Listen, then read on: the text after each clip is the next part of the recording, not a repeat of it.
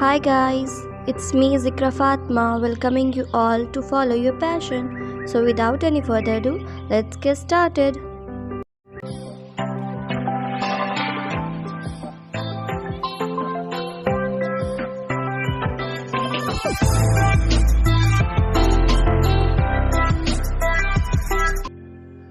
Hitler से तो पूरी दुनिया डरती थी।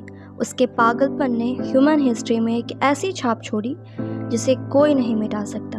पर क्या आप जानते हैं कि कोई ऐसा आदमी भी था जिससे हिटलर को भी डर लगता था, जिसके वजह से हिटलर ने अपनी हार की आहट को पहले ही महसूस कर लिया था। वो जॉर्जी ज़ुको था। तो आइए जानते हैं जॉर्जी ज़ुको के बारे में। आखिर ये था कौन? जॉर्जी ज़ुको का जन्म 1 दिसंबर 1896 को कालुका में हुआ, जो रशियन एम्पायर का हिस्सा है। सेंट्रल रशिया के एक गरीब किसान परिवार में जन्मे ज़ुको, जिनके फादर का नाम कॉन्स्टेंटिन और मदर का नाम यूस्टेनी था। उनके पिता 2 साल की उम्र में अनाथ हो चुके थे, जिसके बाद अन्योसक ज़ुको ने उन्हें अडॉप्ट किया।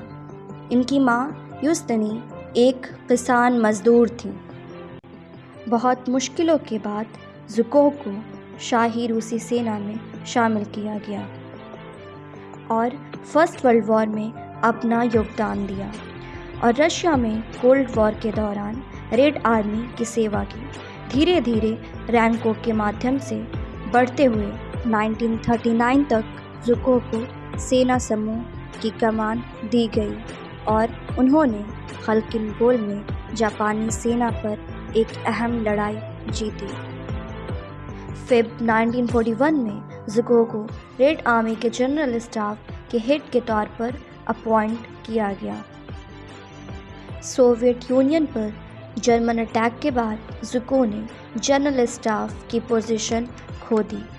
इसका रीज़न लोग ये मानते हैं कि स्टालिन, जो कि वहाँ का हेड था, वो कभी नहीं चाहता था कि रशिया में कोई उससे ज़्यादा फेमस हो।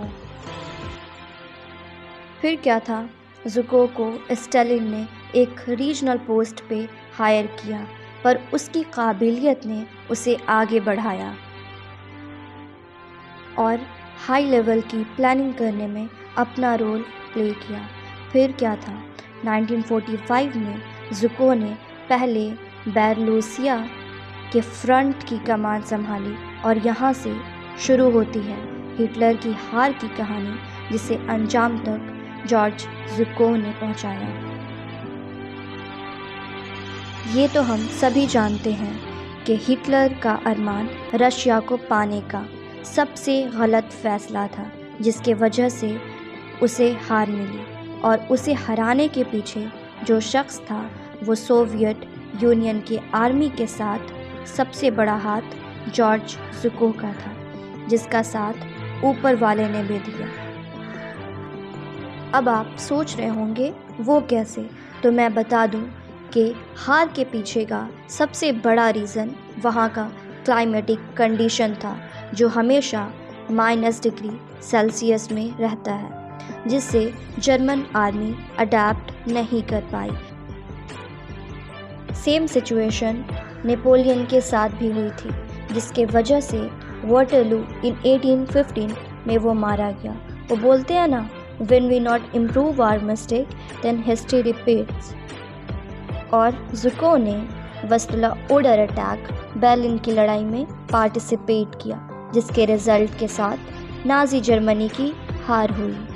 और बात तो अब तक हिटलर को भी पता चल चुकी थी और इसके बाद आप सब जानते हैं कि क्या हुआ।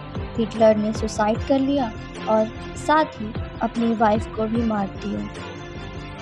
और हिटलर के हार के बाद जॉर्ज ज़ुको पूरे सोवियत यूनियन में फेमस हो गया और उसकी बहादुरी के चर्चे पूरे सोवियत यूनियन में होने लगे। जिसके बाद 1855 में उन्हें डिफेंस मिनिस्टर के तौर पर अपॉइंट किया गया।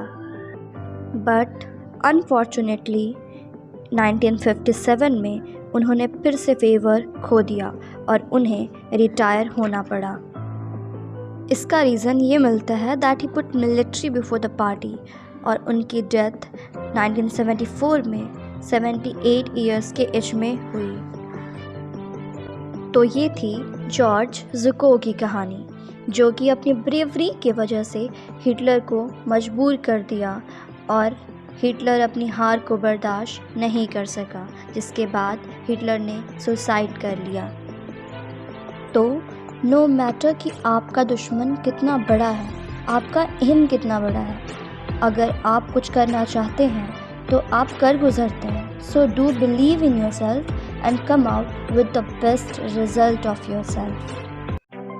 So I hope that you liked my video. If you did like, then please don't forget to subscribe it and do like, comment, share to my channel. और मैं मिलूँगी आपको नेक्स्ट वीडियो में। तब तक के लिए take care your surrounding and follow your passion.